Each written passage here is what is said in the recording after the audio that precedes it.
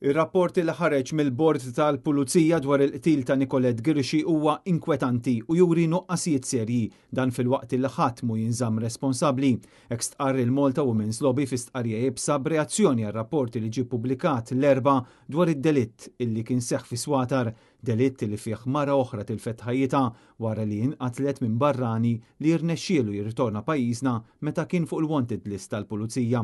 Il-lobby tan-nisa qed jgħid illi l-fatt li l-awtoritajiet qed jimplikaw illi ma naqsux lil Nicolette Girxi minkejja r-rapporti li għamlet mal-Pulizija, allura dan ifisser li kull mara m'għandix tħossha sigura.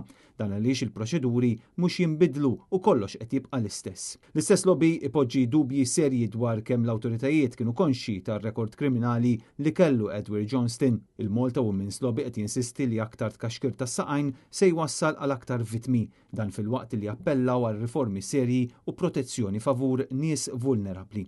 Ir-rapport tal-bord wera kif fit-72 sija il-Pulizija ma rnexxilhom jagħmlu xejn fuq il-fatt li Nicolette Girxi kienet infurmathom bil-preżenza ta' Edward Johnston f'pajjiżna, bir-raġuni tkun li l-Pulizija kienu impenjati fuq operazzjoni oħra ta' traffikar ta' persuni.